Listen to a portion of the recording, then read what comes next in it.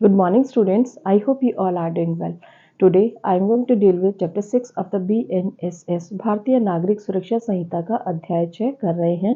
Already इस chapter में summons, warrant, proclamation में कवर करवा चुकी हूँ।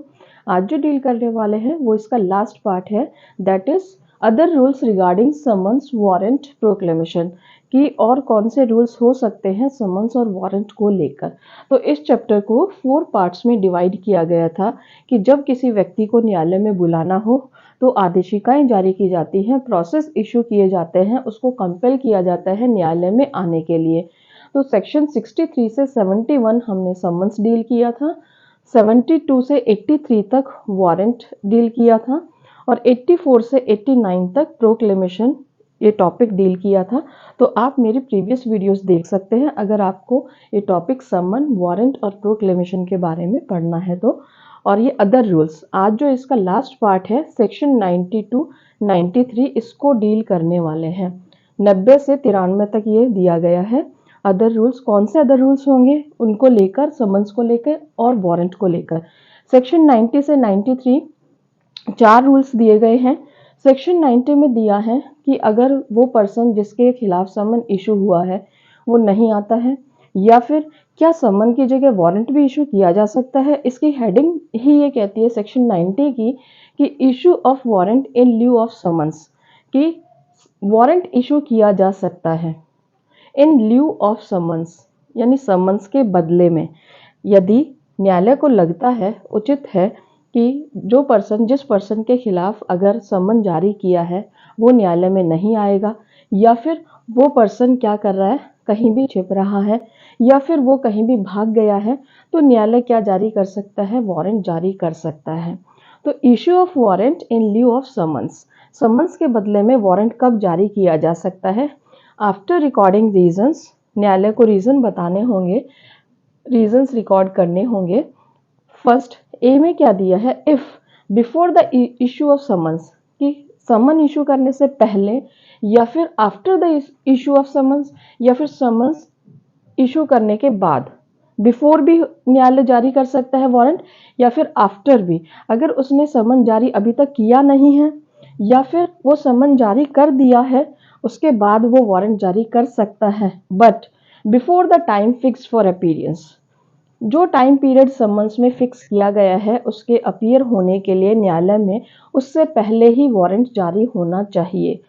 रीजन टू बिलीव, न्यायालय को ये कारण है, उसको रीजन टू बिलीव है कि अगर उसने समन जारी किया तो वो पर्सन न्यायालय में नहीं आएगा तो वो वारंट जारी कर सकता है।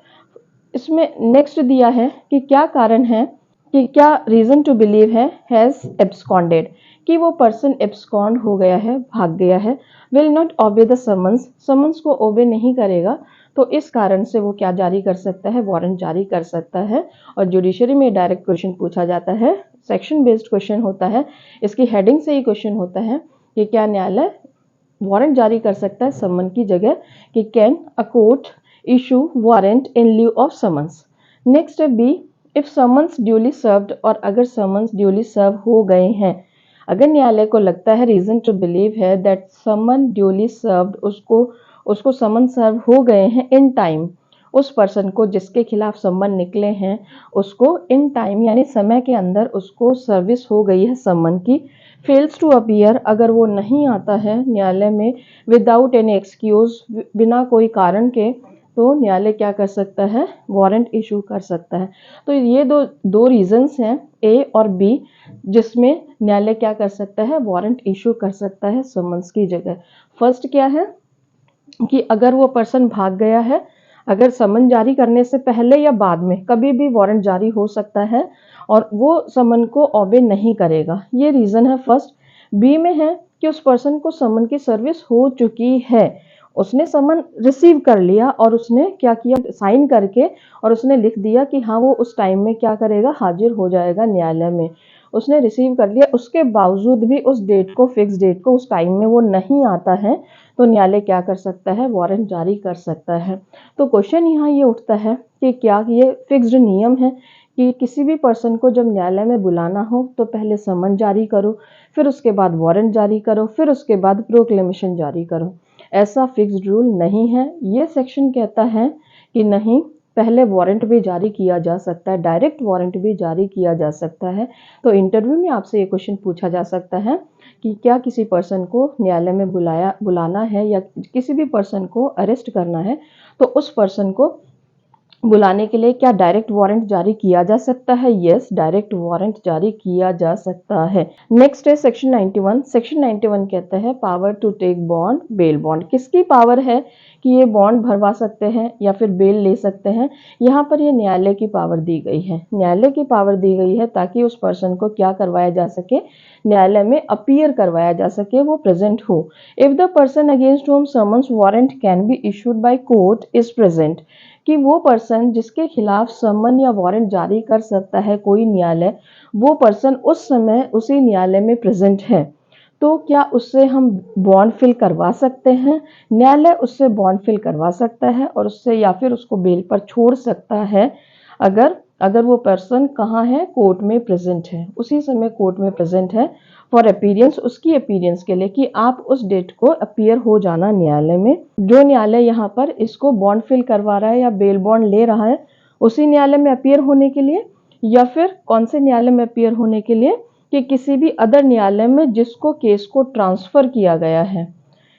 यहाँ पर केस को ट्रांसफर किया जा सकता है यदि जुडिशियल मजिस्ट्रेट फर्स्ट क्लास या सेकंड क्लास को लगता है कि केस जो है वो उसके द्वारा ट्रायबल नहीं है, या फिर सीजेएम को लगता है कि केस उसके द्वारा ट्रायबल नहीं है, या फिर सेशन न्यायालय को लगता है कि केस जो है वो निचली अदालतों द्वारा सुना जाना चाहिए।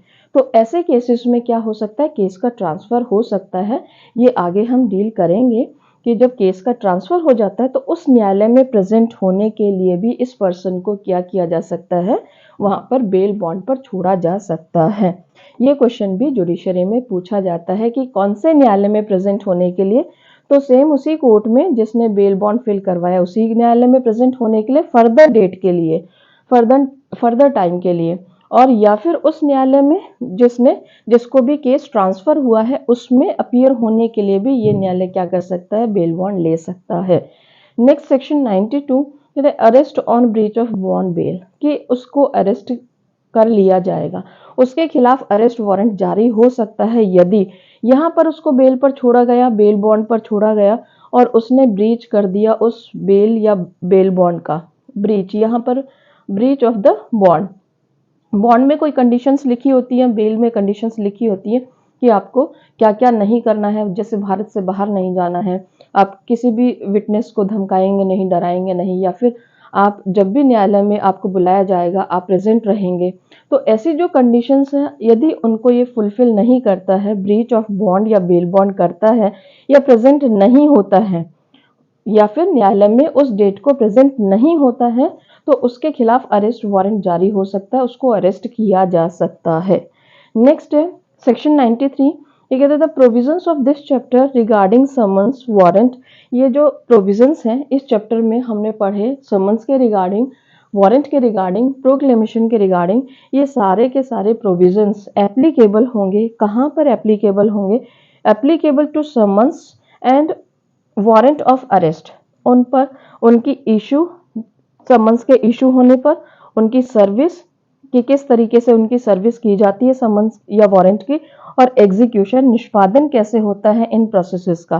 तो इन तीनों के रिगार्डिंग जो भी प्रोविजंस यहाँ इस चैप्टर में दिए हैं ये एप्लीकेबल होंगे अदर जो अरेस्ट वारंट निकलता है, अदर जो समन इशू हुआ है इस संहिता में, इस BNSS में कहीं भी कोई भी प्रोविजन अरेस्ट को लेकर दिया गया है तो इन्होंने कहा कि ये प्रोविजंस जो है ये एप्लीकेबल होंगे, कि अरेस्ट वारंट निकाला है तो ये वारंट वाले प्रोविजंस एप्लीकेबल होंगे, समन निकाला समन वाले प्रोविजंस एप्लीकेबल होंगे। तो ये चैप्टर जो है ये वहाँ भी लागू होगा, यहाँ पर सेक्शन 93 में बता दिया गया है। तो स्टूडेंट्स जुडिशरी में कौन कौन से क्वेश्चंस पूछे जाते हैं आइए उनको देख लेते हैं। सेक्शन 90 से डायरेक्ट सेक्शन बेस्ड क्वेश्चन होता है कि समन के बदले में वारंट जारी किया जा सकता है, कौन सी कंडीशंस हैं, आपको ए कंडीशन देंगे, बी कंडीशन देंगे, और ये दोनों और या फिर इनमें से कोई नहीं, इस तरीके से ऑप्शन आता है और ये क्वेश्चन आपके जुडिशरी में पूछा जाता है। नेक्स्ट क्वेश्चन सेक्शन 91 से भी पूछा जा सकता है। सेक्शन 91 में क्या है, बेल बॉन्ड को लेकर है कि कौन से न्यायालय में अपीयर होने के लिए उस पर्सन को बेल बॉन्ड इशू हो सकता है, भरवाया जा सकता है। तो सेम न्यायालय में, जो न्यायालय बेल या बेल बॉन्ड ले रहा है उसी न्यायालय में, या फिर कौन से न्यायालय में जिसको केस ट्रांसफर हुआ है वहां भी अपीयर होने के लिए क्या किया जा सकता है, इसको बॉन्ड फिल करवाया जा सकता है या उसको बेल बॉन्ड पर छोड़ा जा सकता है। तो यहाँ पर भी आपको ये दो ऑप्शन देंगे और तीसरा ऑप्शन देंगे कि ये दोनों या फिर इनमें से कोई नहीं। तो इस तरीके से करके क्वेश्चन 91 से भी बनता है। सेक्शन 92 से ये इम्पॉर्टेंट, वेरी इंपॉर्टेंट क्वेश्चन है, क्योंकि arrest on breach of bail bond ये पूछते भी हैं, इंटरव्यू में भी पूछ लेते हैं कि कोई पर्सन है, उससे बॉन्ड फिल करवाया या फिर उससे बेल बॉन्ड फिल करवाया और वो उसकी ब्रीच कर देता है, तो उसके लिए कौन सा प्रावधान है। तो सेक्शन 92 ऑफ द BNSS कहता है कि उसके खिलाफ अरेस्ट वारंट जारी हो जाएगा, उस पर्सन को अरेस्ट किया जा सकता है यदि उसने ब्रीच ऑफ बेल बॉन्ड किया है। सेक्शन 93 से क्वेश्चन नहीं पूछते हैं। मेन इंपॉर्टेंट सेक्शंस 90, 91, 92 हैं। प्री में क्वेश्चंस आते हैं, मेंस में इससे क्वेश्चन नहीं पूछा जाता है।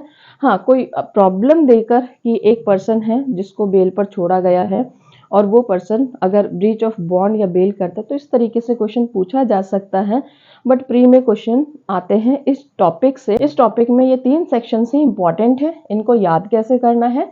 सेक्शन 90 की वारंट इन ल्यू ऑफ समन, कि समन के बदले में वारंट जारी करना, 2 कंडीशन है। सेक्शन 91 बेल बॉन्ड, कि वो पर्सन जो न्यायालय में प्रेजेंट है उससे बेल बॉन्ड फिल करवाया जा सकता है नेक्स्ट डेट को उसको अपीयर करवाने के लिए, उसी न्यायालय में भी या फिर कोई अदर न्यायालय में भी जिसको केस ट्रांसफर हुआ है। सेक्शन 91। सेक्शन 92 से मोस्ट इंपॉर्टेंट क्वेश्चन कि breach of the bail bond, arrest warrant जारी कर दो, ये फेवरेट क्वेश्चन है। 90 और 92 ये दोनों क्वेश्चंस फेवरेट क्वेश्चन है अगर किसी भी जुडिशियरी के, कि अगर यहाँ से क्वेश्चन बनाना है तो सेक्शन 90 और सेक्शन 92 से ही बनेगा। I hope students you understood these sections very well. Now I am going to end this session. Thank you students. Bye.